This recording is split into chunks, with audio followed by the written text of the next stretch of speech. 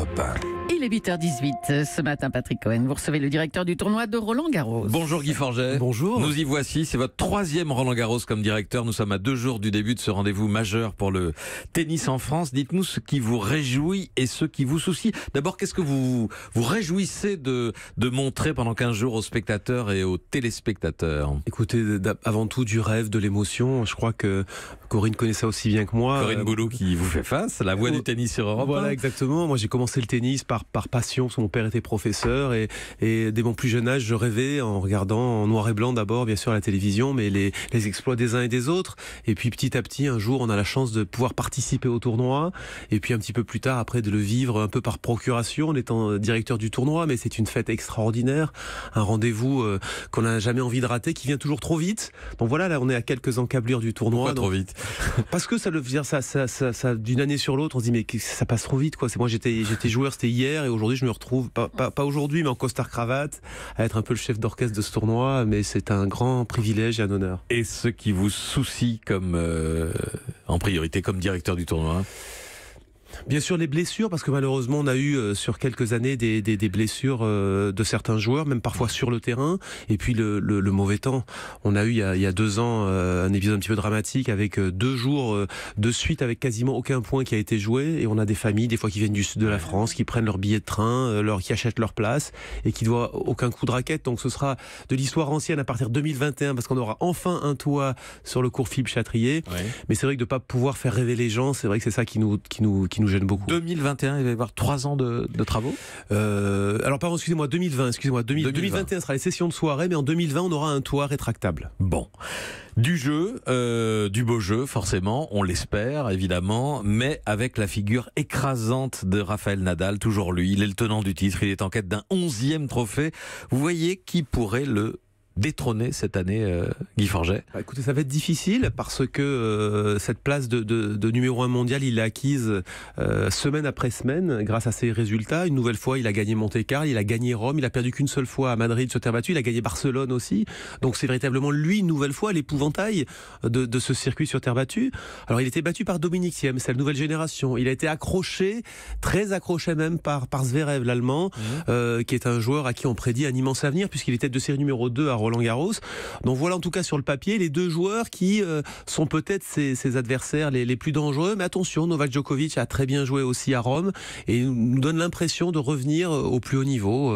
Et puis on espère bien sûr des belles surprises de nos Français. Des surprises, une nouvelle génération qui est en train d'émerger. Pas de Federer, c'est dommage, un tournoi de Roland-Garros sans Federer. C'est la deuxième fois. Ça, je crois que le tournoi est très très dur physiquement. Effectivement, il l'a expliqué. Il veut ménager un petit peu son corps aujourd'hui. On le regrette parce je pense qu'il est encore extrêmement compétitif, même sur terre battue. Je ne crois pas qu'il est aujourd'hui au niveau de Rafael Nadal sur terre. Mais voilà, les absents ont toujours tort. On va voir quand même, je pense, une édition extraordinaire. Et chez les Français, Yannick Noah, dernier Français à avoir gagné, ce sera 35 ans, anniversaire, 83, dernier Français à avoir gagné le tournoi. Bon, il ne sera pas détrôné cette année. Écoutez, ça... Ni même Henri Lecomte, dernier finaliste il y a 30 ans. Écoutez, vous avez Lucas Pouille, il était aux portes du top 10, c'est un de nos meilleurs espoirs. Voilà, il est en pleine progression, on espère qu'avec le soutien du public, et il va arriver à se transcender sur ce tournoi de Roland-Garros. Quant aux autres, ils ont eu pas mal de pépins physiques aussi, ils ont un petit peu dégringolé au classement, mais on ne sait jamais.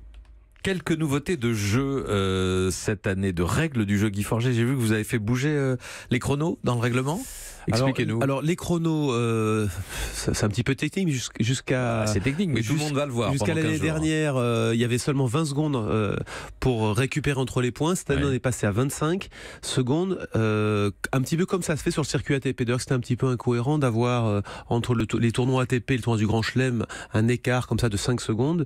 Par contre, les joueurs, à partir du moment où ils vont rentrer sur le terrain, auront uniquement 7 minutes pour jouer leur premier coup de raquette. On sait que parfois, certains mettaient leur grip, leur lacet de chaussures, remettaient leur bouteille. Ça pouvait prendre 12 à 13 minutes. Cette année, en 7 minutes, s'ils ne sont pas prêts à jouer au bout de 7 minutes, il va y avoir des amendes. Et les arbitres vont effectivement chronométrer à la seconde près les durées entre les points, les 25 secondes? Absolument, et c'est surtout en fin de compte par respect du public et pour nos médias aussi, qui parfois retransmettent les matchs à la télévision, et c'est désagréable lorsque on est à l'antenne, on est en direct, et que des joueurs passent encore du temps avec leur petite manie, leur petit toc de temps en temps. Ça veut dire qu'il y a des joueurs qui abusent, clairement. régulièrement, ceux qu'on voit frapper la raquette contre leurs chaussures, se passer la main dans les cheveux, souffler dans leurs doigts, etc. Alors, on ne cite personne, hein, bien entendu. On cite personne, mais c'est pas le tenant du titre qui fait ça un peu parfois, Rafael Nadal. Oui, mais bon, il apporte par ailleurs tellement au jeu. Mais c'est vrai que parfois, lors de points importants, il a été rappelé à l'ordre, pas seulement lui, Novak Djokovic aussi. Le règlement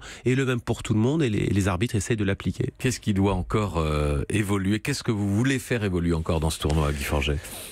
Évoluer, j'irai le site déjà. Je crois que pour la première fois, on se retrouve dans une version 2 du stade Roland-Garros, avec un stade qui s'est étendu d'est en ouest, avec à l'ouest le nouveau cours numéro 18 qui va être notre 4e plus grand cours avec 2200 places, à l'est avec le fameux cours dessert qui a fait, vous vous souvenez, polémique, mais qui est quasiment terminé aujourd'hui, avec un nouveau village, avec un nouveau cours 7 et 9.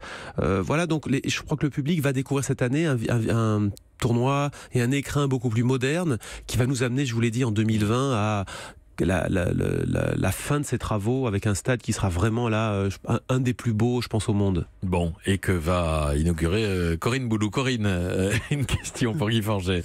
Alors, Guy, dans le tableau féminin, c'est peut-être là où les espoirs tricolores sont les plus importants. Caroline Garcia, 7e mondiale. Curieusement, les femmes réussissent mieux en Grand Chelem que les hommes ces dernières années. Elle peut effectivement aller loin. Effectivement, Corinne, en plus, je crois que le tournoi féminin était extrêmement ouvert cette année, parce que Serena Williams n'est pas encore revenue à son meilleur niveau. Simona Halep, qu'on pensait favorite l'année dernière, s'était fait surprendre en finale par Ostapenko. Aujourd'hui, il y a Muguruza qui joue bien, mais il y a un certain nombre de joueuses qui se disent probablement, et Caroline en fait partie, et pourquoi pas moi? Donc elle est 7e mondiale, elle a fait un très bon parcours de préparation pour Roland-Garros, des victoires significatives, et après avoir été en quart de finale l'année dernière, comme sa copine d'ailleurs, Kristina Mladenovic, on se dit que les surprises vont peut-être venir du côté des filles, et ça, on peut que s'en réjouir, bien sûr. Bon, on va regarder tout ça évidemment avec vous, Corinne Boulou. Oui, effectivement, puisque Europe 1 est radio officielle. Radio officielle, cette partenaire édition 2018 de Roland-Garros. Oui, on est extrêmement fiers. D'ailleurs, on vous remercie d'être dans cette aventure avec nous, parce que vous avez un beau stand. On va vous voir, on va vous entendre, et je sais que Corinne le fait toujours avec beaucoup de passion, et on a besoin de ça pour notre sport. Et Corinne. alors, Guy, vous en parliez tout à l'heure, mais j'aimerais savoir quand même quelle est la hantise du directeur du tournoi de Roland-Garros. Une fois que le tournoi est commencé, est-ce que c'est, comme vous le disiez, la blessure, l'abandon d'une grosse tête de série, voire de son champion, ou la météo?